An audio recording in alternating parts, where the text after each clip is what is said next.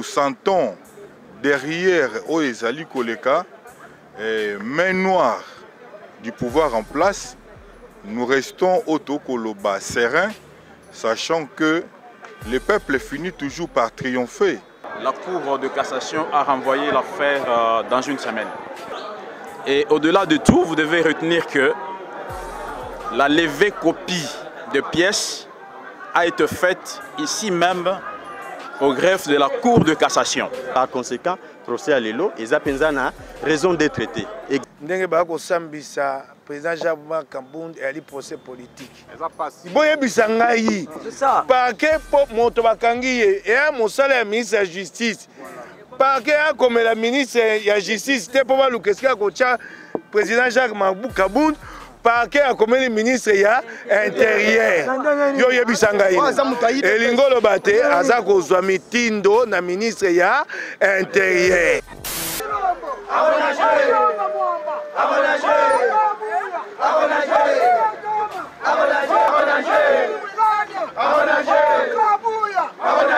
Tous les Congolais à l'unanimité, balakeli ndeko Tshilombo mabe, balobi na ye que lia na yo, mela na yo, kene na yo ba feti, mais 2023 kanga bisaka na yo bezonga Belgique. Audience yango komi en huis clos, baboyi même presse kota na kati. Toboyi main noire, toboyi implication ya politique na dossier ya président Jean-Marc Kabound. Ba comme on banga les choses que dossier dans le public. Mais dossier dans le public il faut que bantu ba assister, ba yoga nini. Oyo ba quoi bazo reprocher ngoma na mboka Jean-Marc Kabound. Batu mususu bazala balinga ba créer coup d'état contre le président de la République. Lelo bazali banda ba kele ko so ba na mboka bapaya. Tous les Congolais, partout où ils se trouvent, il doit contrecarrer ce régime qui est instrumentalisé par le régime en place par M. Tshilombo. Nous disons non à cela. Ebongo yenzeta mobesu basali ebo ebongo biso banzeta kokauka. Peuple nyonso et s'attendre nini na pouvoir oyo. État de droit keno kokuto. Tudi mpinya mu dictature. Yitu babe yangu Mobutu, babe yangu Kabila Joseph, yitu bikala naji mpingeo. Motema mabe ngwachini. Moi mubi ngwachini tetunga yetu. Dictature otozo mona lelo, ezande biloko to mona na tango Kabila.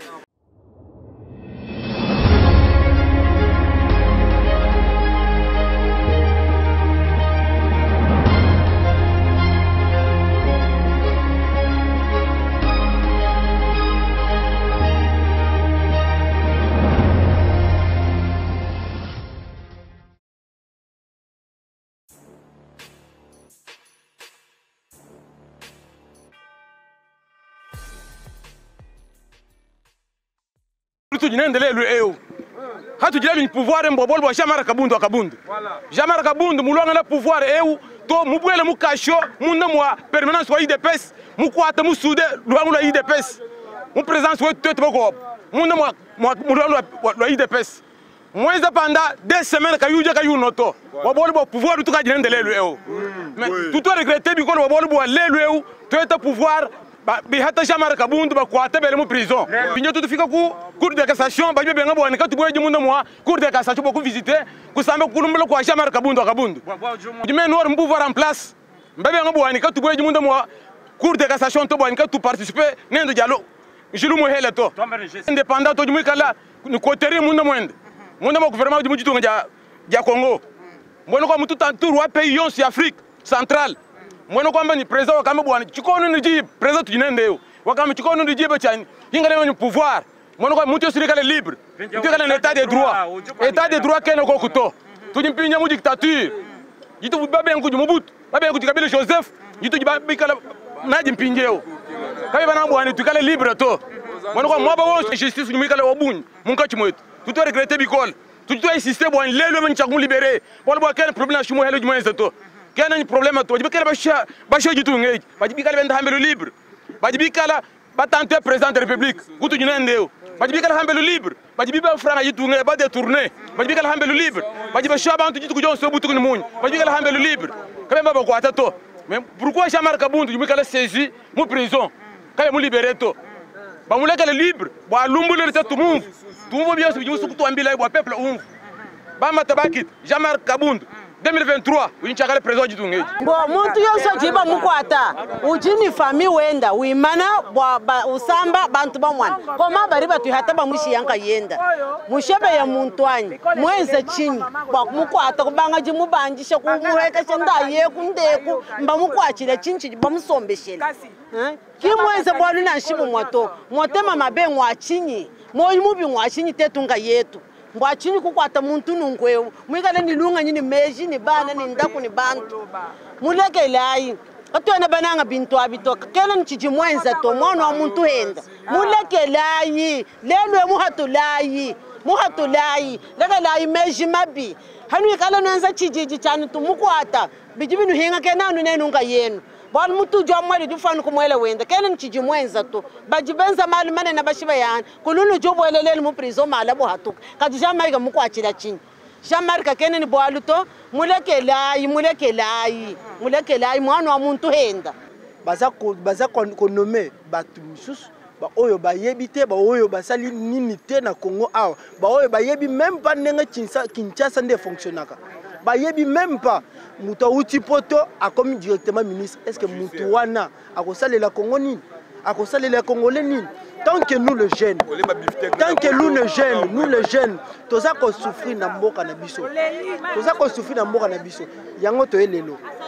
Justice est à la normale, justice est à la tout droit, justice est à la na terme moko ya malamu, est à la main noire, est à la katikati na simoana pour que nos bakanga, parce que to yebi, tous ça mon méthode nyo sur un régime en place, mutu nyo so zotia loboko pour atika la président.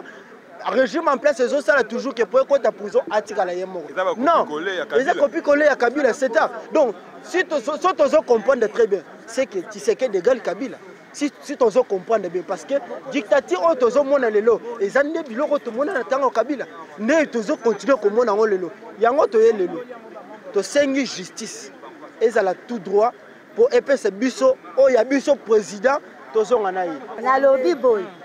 Zaman Kabundi ayali mwana o biso toboti awa na Congolais toboti ye na Congolais asali eloko moko te atali makambo ndenge na ndenge azongisi unité biso nyonso moto moko mama moko tata moko sikoyo ye likambo muke ye asali makambo ebele azongisi mama tata mona bino sikoyo bokokanga ye eloko moko ayibi te asali eloko moko te bakonzi oyo bayiba basi bayiba kalae basi basala makambo ndenge na ndenge sikoyo bastonga babudingi mona ko utampota tangi te batie na mokonzi bano ya biso badwi ba diplôme to boti badi sanfa mona moko ya mosala sala sali pe bakalasi minene mosali ya lite bana bakotelengana koyenga yenga bayayi moyibi te bino bokamata bana na bino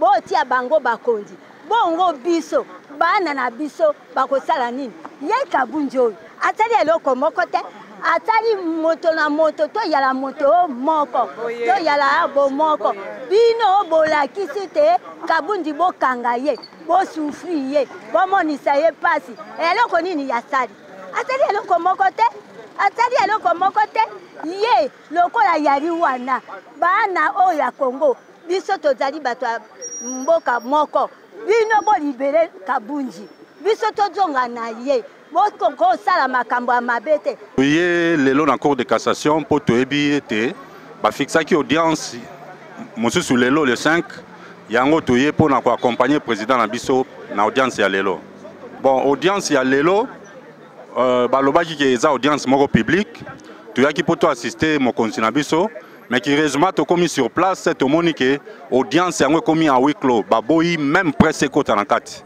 toyebi te qu'est-ce qui se cache à l'intérieur kuna tozoyeba te yango biso tozozela décision nini bakozwa po na président na biso na journal lelo mais eloko ezali tozodénoncer toboyi instrumentalisation ya justice tolingi justice ezala correcte ezala justice oyo eko lakisa maturité nango na face ya monde toboyi main noire toboyi implication ya politique na dossier ya président Jean-Marc Kabunda yango tosengi libération na ye sans condition Donc, ba libérer yé. Batikaye, aza député national. Batikaye, a joué na liberté na yé. Makambo yé a lobby, oh yé a dénoncé qui. Ce qui est dérangé bango, yé a lobby ba vérité. Aza na ba preuve ya makambo ya lobaki. Mais pourquoi politique et lingi et zoa le dessus le cola makambouana batikaye hein ba respecter au wapezali quoi ni verdict il y a justice depuis ayaka première fois deuxième fois toyaka awa la fois dernière ba ebisaka biso ke président na biso azozonga na prison pour akende ko zoa ba bagage n'est pas zonga ndako mais toza surpris à comment on a jusqu'aujourd'hui azana ndako.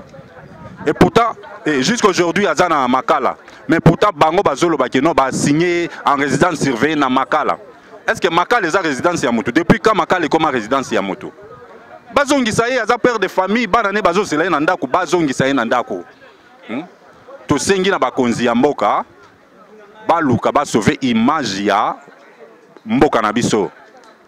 To boyi, ba koma critiquer mboka na biso. À cause de la justice, il y a double vitesse. To lingue loko wana te. Ba sauver image ya mboka na biso, ba libérer moi na mboka Jean-Marc Kabound azonga na ndako na ye parce que asali eloko mon côté. Ko dénoncer le mal na éviter ceux qui ont commis péché. Or asali kaka musala na ye en tant que député national, il y a ko dénoncer o wapezali mabe. Lelo ta la condition ba congolais bazo vivre. Mais ceux qui lelo un député national a eu courage ya ko telema pour na kolobela ba congolais pour na ko dénoncer o wapezali ressources ya ba congolais mabe za wapi hein mabe za wapi péché nini ya sali botika mwana mboka Jean-Marc Kabound azonga na ndako na ye to moni déjà que départ ya justice za mabe tangu balobeke no mwana mboka honorable Jean-Marc Kabound à cause na résidence surveillée.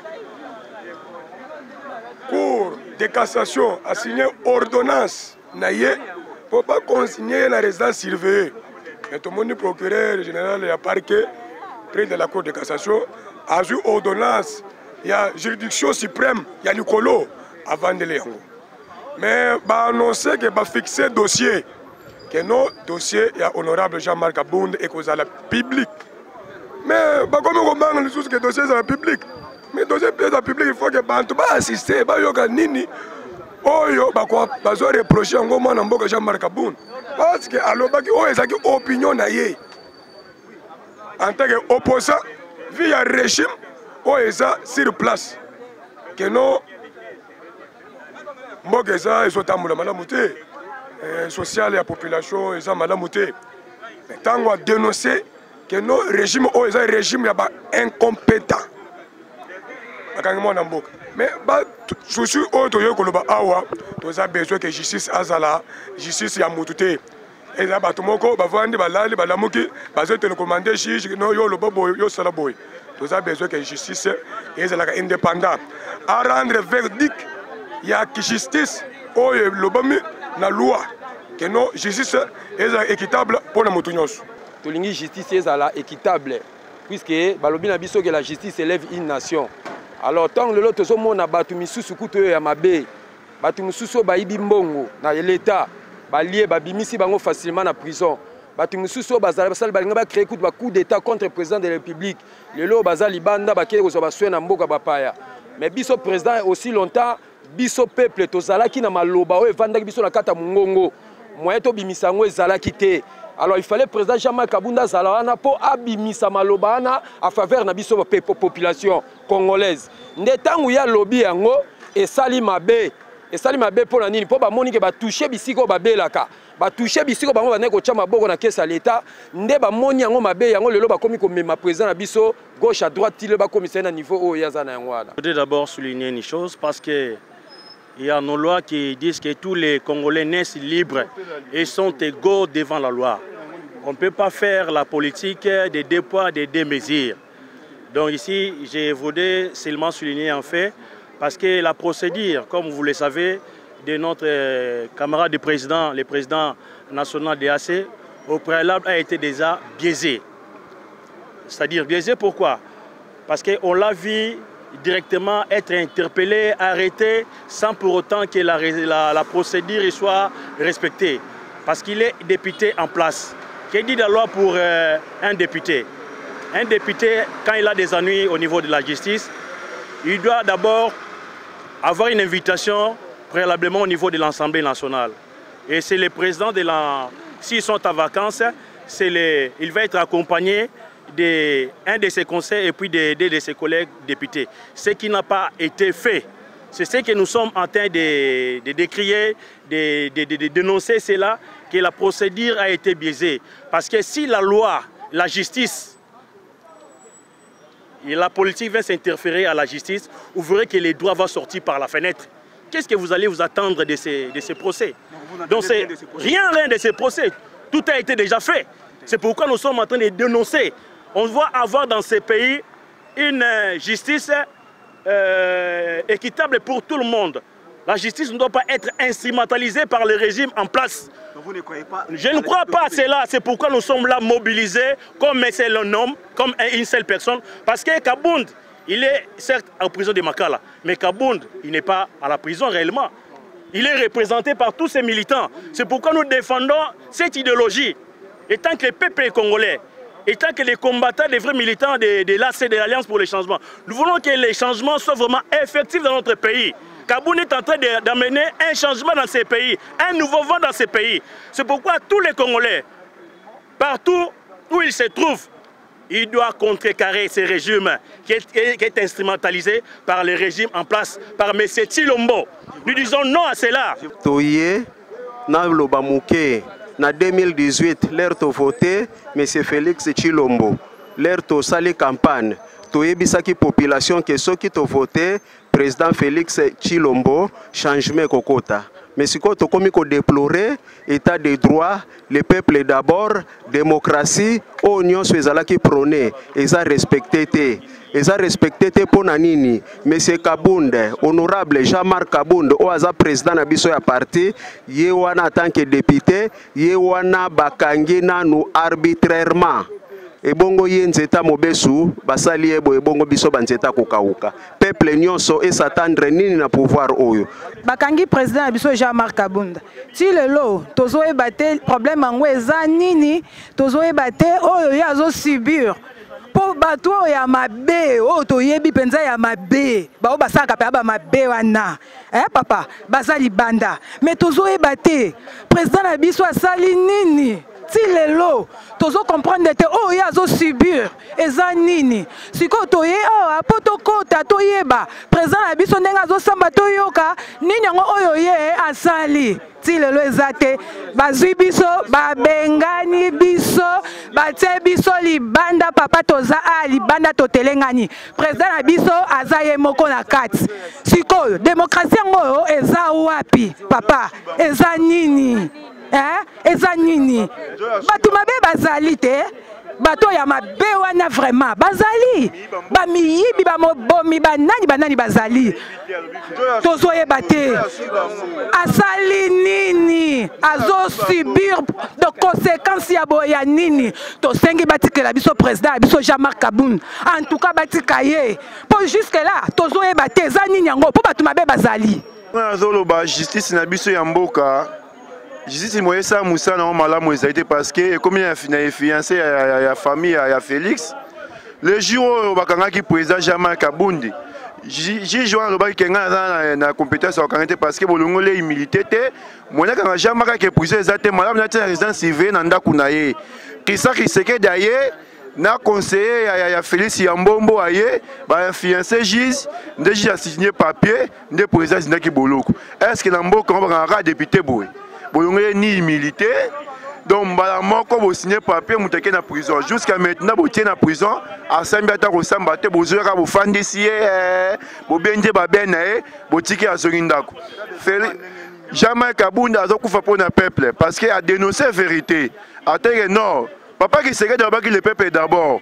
Oh Félix a dit le peuple d'abord.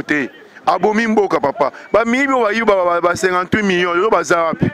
Baza libanda, c'est que copie na bango, mais est-ce qu'on boko balingi mouton de la vérité te pona nini on do senga bo libérer Jean-Marc Kabound yene mo lobela peuple yene mo bundela biso population bo libérer bo libérer toza pour sa négociation ya bino te o élection zate élection ko zala ata ko kena crissement jamais ko travailler na bino te jamais rien de diriger mboko en 2023 jamais Kabouni de diriger mboko.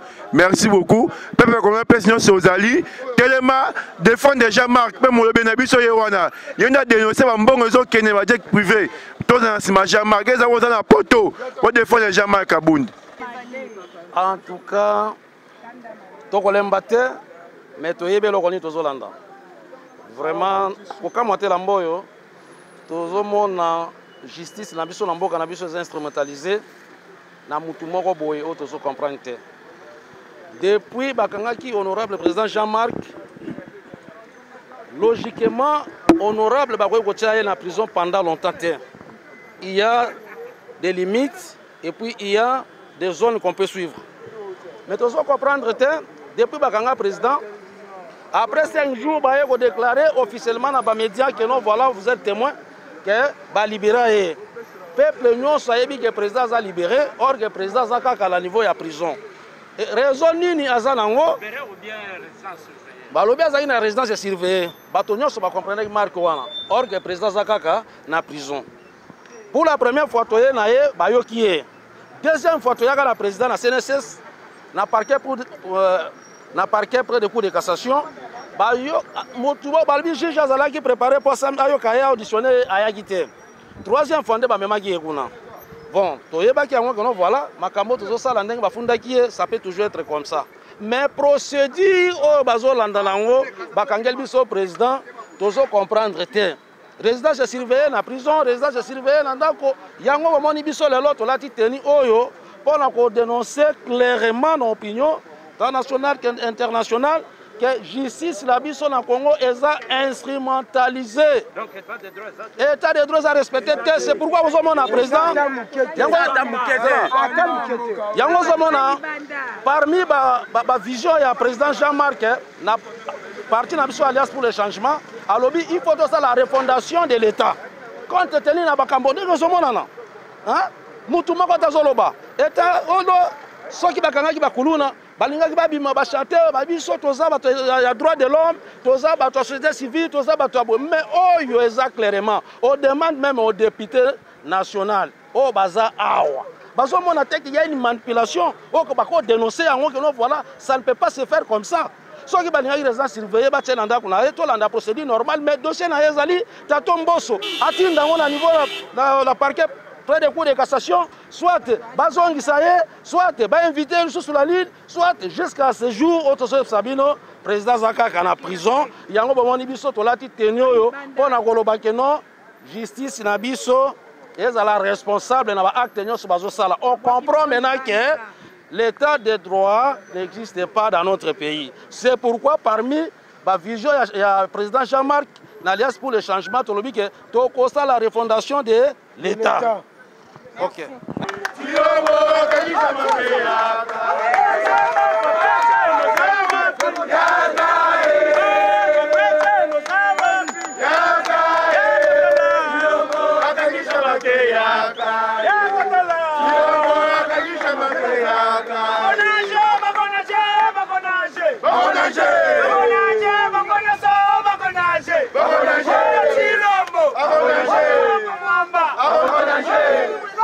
Ahora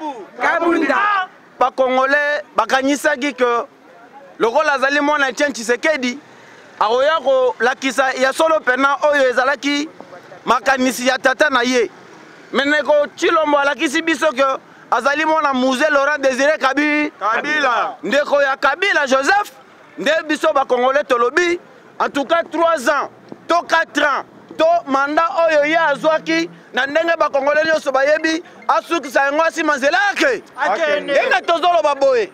Ça fait près de 4 mois. Système Nabiso ya Bunagana ezali entre les mains de M23. Mais Ndekotilo Mozali ko l'assemblée comme si rien n'était, comme si tout allait bien au pays. Azali ko kende na ba fête nyonso. Ndenge nazali ko loba boye. Ndekotilo Monazali ko pesa wa invitation parce que dimanche prochain nazala fête nanda. Oya. Parce que comment comprendre que Mboka est à la prise en otage par les rebelles, mais Ndekotilo prend le luxe ya kotambola monde mobi. Ndenge tozolo baboye akendaki Belgique ko kende na fête ya cousin na ye. Est-ce qu'un président de la République azala suna cousin? Jamais. Est-ce que biro botikala ko mona Kabila kenda ba fête? Jamais. Botikala ko mona Kasavubu na ba fête? Jamais. Oyo président ndenga nini ba fête na ba fête? Nde tolobi que monsieur lokola ozali kokoka makambo te bongisa bisaka na yo na 2023 osala nini oke? Les Congolais ba supporter pasi pour 5 ans mais balobi ba ko supporter ngo pour na 10 ans te. Nde tolobi boye lokola yo lingi vérité te. Lokola yo lingi vérité te olobi ke lokola balobi no vérité etingali obande ko intimider ba Congolais. Ou intimider mokonzi na biso Jean-Marc Kabund oya sala yo comme président de la République yebake ba Congolais balakali yo mabe. Tous les Congolais à l'unanimité balakali Ndeko Tshilombo mabe balobi na ye que lia na yo mela na yo kene na ba feti mais 2023 kanga bisaka na yo bezonga Belgique. Alors tolobi boy tolobi lisusu boy Ndeko Tshilombo azali ko continuer ko kosa ba Congolais na ba chiffre ya lokuta. Des chiffres ya lokuta balobi ke budget ezali 11 milliards alors que inflation monétaire ezali makasi biloko nyonso ezali ya komata na mboka en tout cas crise économique na kati ya mboka mais Tshilombo azali ko insister pour na koloba ke budget ya 11 milliards c'est de la poudre aux yeux, c'est du mensonge d'état. Tolobi ke okokende na ba 15 milliards na yo tozalaki na budget 4 milliards, il y avait une stabilité, il y a ba prix, il y a denrées alimentaires sur le marché. Olobi ke réserve d'échange est comme 4 milliards. Kabila tikela ko 800 millions. Mais comment expliquer que 4 milliards biloko de l'aéromata na kachambo ezali lokuta soit bazoko sayo moko soit yo pe ezali koko sabi biso nde tolobi boye. Nous en tant que les Congolais lokola yo la kisi fils biso face à la dictature. Yeba que face à la dictature, il n'y a que la force du peuple qui doit s'imposer. Le peuple va se prendre en charge, le peuple va prendre ses responsabilités et en tout cas il faut avoir un nerf solide parce que nous allons t'affronter jusqu'à ce que la besoin mort à Comment expliquer que les rebelles sont au Congo, base au territoire de Bunagana, baba na ko exploiter ba minerais, baba na ko foutisa ba taxes. Yoza président de la République, ozali ko matara en avion. Balobi ke kérosène ezomona na assez vivant. Balobi ke kérosène ezomona na te, mais tu sais que chaque jour ozana kati avion, akendaka na kérosène nini. Tu sais que il prend le luxe de punir le peuple congolais pour la jouissance na yemoko. Ça ne s'explique pas. Tolobi Ndeko Tshisekedi Félix organiser l'élection 2023 si Manzela Zonga Belgique tu kajama kabunda ko zamboka assez viva tolobi Ndeko Tshilombo kanga bisaka na yo kende tu kajama kabunda mboka ya gérer yango parce qu'il a prouvé combien il est compétent, combien il peut faire quelque chose pour son peuple. Assez viva n'est pas la rosilisa bande rebelle bali comme on a biso à libanda balobi que procès Fonga Milelo, biso en tant que Congolais, en tant que militants et cadres, il y a Alliance pour le changement, tolobi tozoya ko assister na procès bisika o bazali ko sambisa mokonzi na biso. Le procès revêt un caractère public, mais nous sommes étonnés que tokomi na cour de cassation, Tshilombo apesi ba ordre pour que ba kotisa ba Congolais na salle d'audience te. c'est de la dictature pure et simple. Et face à la dictature, nous allons prendre nos responsabilités. Assez viva! Viva! De Tolobi Boy, malgré Toli Libanda, procès de Salé Manakati, Tolingi Toyora suite favorable. Pour la Nine, il existe une ordonnance de la même Cour de cassation. Dans quelle ordonnance? Balobiko et Sengeli Mokozija Markaboun, bataillé en résidence surveillée. On n'arrive pas à comprendre que résidence surveillée, bâtir la recontinuer kokanga mokoz na biso na prison makala, ça ne s'explique pas. D'ailleurs dans le boy, le procès c'est bandit, la cour a revenir d'abord sur la forme du dossier. La forme a été biaisée, la procédure n'a pas été respectée, et donc sans aucun doute, et Sengeli Bazoja Makaboun Bazongise Nandakuna. Ce qui Chilombo a persisté, cela veut dire le rôle à Sakaneli Biso Retorota Maloko. Nous sommes prêts au Tamalo. Mais après Rokota Tamalo, on a biso. Point final, les alliés Chilo Messengelo, on a beaucoup. Aboué. Merci. Pour Likambo Etali, président Jacques Marc Aboun Denge Bamemiye pour Nakosambisa. Naebisa ba Congomani te tumbanaye. Eza ye mon côté, topé ya parti politique na mon côté, Alliance pour le changement. Les alliés tumba ba Congomani banson. Pour teye a telemeli kanyaka a telemeli o bazako pomola mboka yango tina na ngai omoni kozala awa pona koyebisa bakongomani banso bakobunda pona mbongwana baye bakokota likambo oyo po te Congo ekangwama na boumbu ya bokonzi ya kanyaka ya Union Sacrée yango omoni tina nazali awa na kati kuna na esambelo babengi Cour de cassation na kopesa obe eloko moko oyelakisa te ndenge bako sambisa président Jacques Marc Aboun et ali procès politique.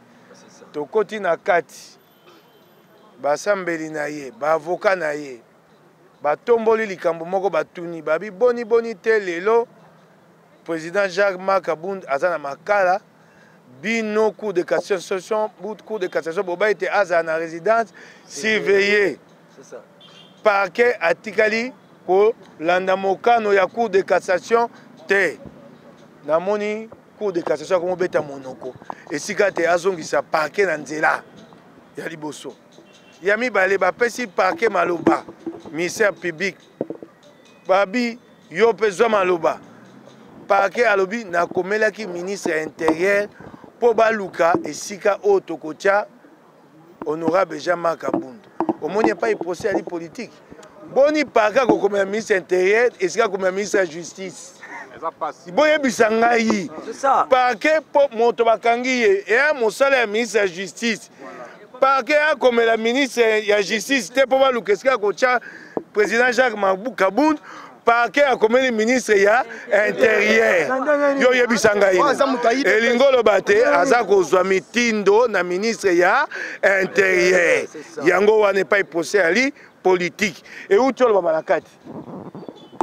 Avocat ya honorable Jean-Marc Aboun balobi yango bayebisi parquet okokomela ministre intérieur pona nini ministre intérieur ayeko kota na kati makambo ya kosamba lolenge nini un procès politique okinga indeko procès politique makambo to telemelaka tango ya Kabila lelo baninga o to tamboya na bango to nyoko na bango bakomi kosala biso yango c'est ça et ali mawa pe pasi kasi baye bate suka te se comité ezalité ekomi ya lobby oyoki ngai yango wana maloba nazaki nango akoloba todui elembo ya procès politique le ministère public s'adresse au ministre de l'Intérieur sur une question de résidence surveillée plutôt que de s'adresser au ministre de la Justice. C'est ça.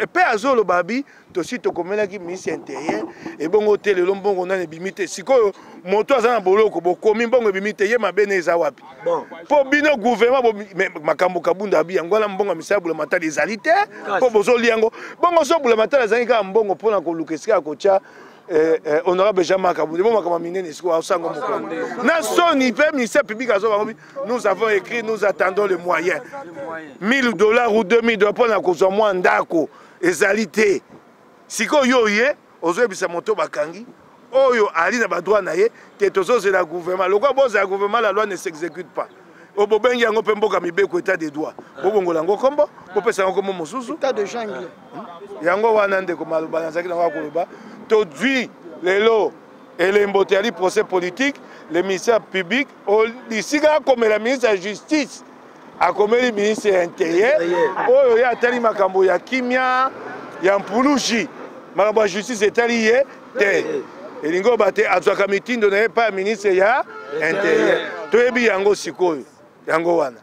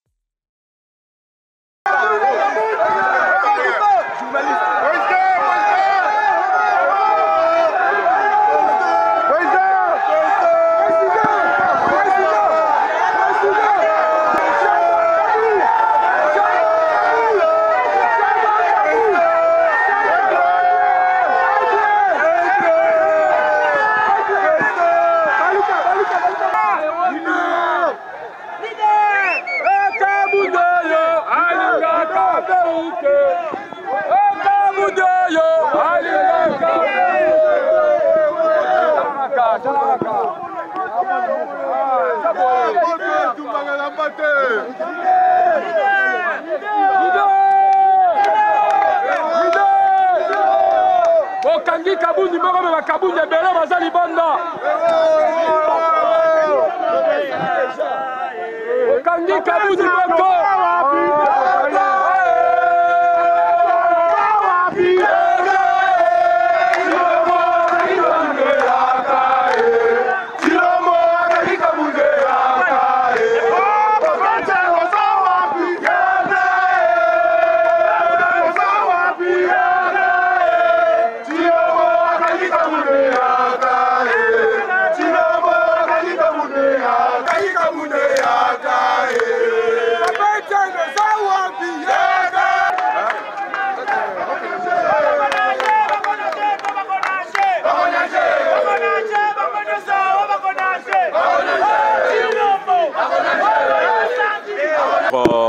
Trois semaines.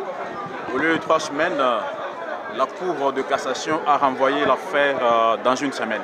Il n'y a pas de blocage. Tout simplement, nous sommes en face d'un litige.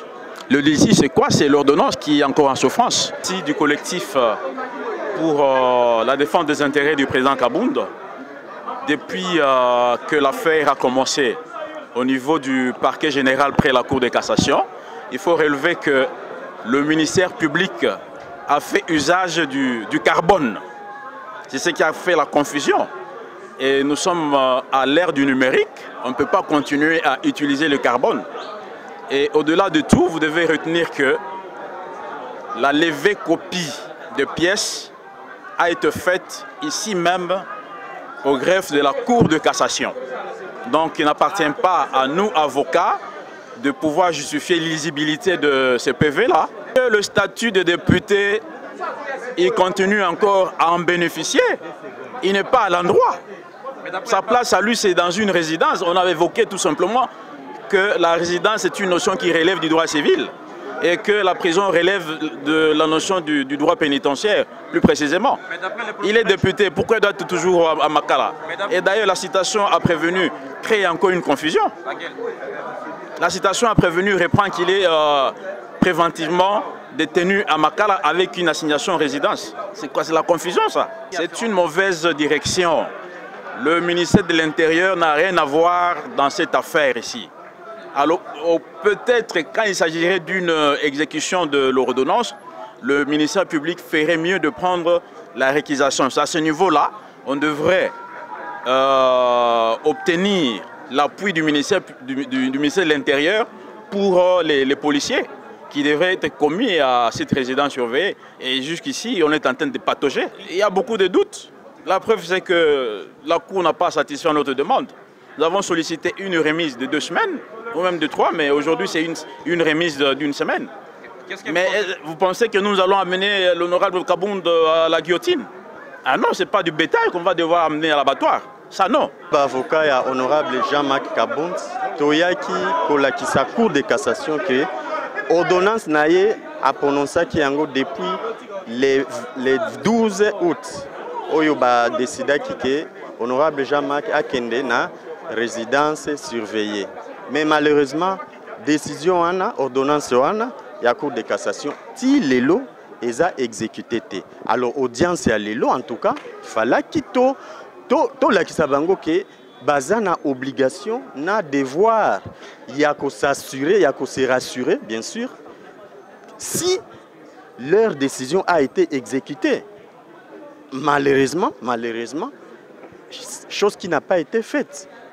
Décision en a-t-il les a exécuté yango ils sont obligés nanuke avant procès oyo ezwa cours normal et continuer et sengeli décision en a ezala nanu exécuté.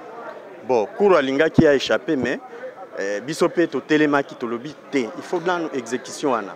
Par conséquent procès à lelo eza penzana raison d'être traité exécution na lelo to senga ki ketozonga dans un mois, mais bango baboy balobi tozonga dans une semaine, c'est-à-dire lundi les 12 août, non 12 septembre, tozonga susu awa pona deuxième audience. Essentiel ya lelo yango wana. Ngaki na bosana. Eloko wana esengeli to telemelango.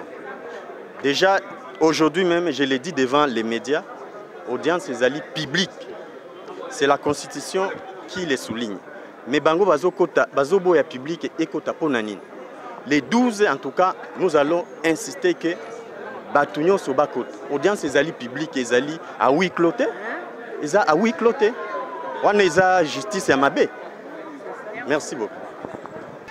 Bon, na étape auto zaleli ezali auto zo benga étape ya instruction et quoi de normal que na première audience ils allaient normalement renvoyer parce que on ne pouvait pas soudainement, dans toute première audience, aller directement dans fond ou toucher directement la plaidoirie.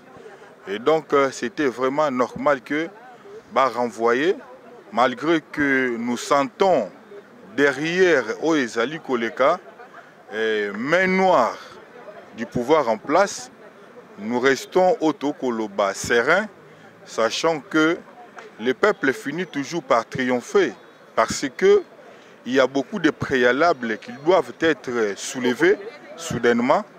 Mais l'affaire est renvoyée au 12. Et malgré que nous avions sollicité au moins ou 3 semaines pour permettre à ce que l'instruction est salement en bonne et due forme. Mais du moins, le tribunal a décidé que ce soit les 12. Une fois de plus, nous allons revenir les 12. Pour la continuité, il y a instruction. Merci.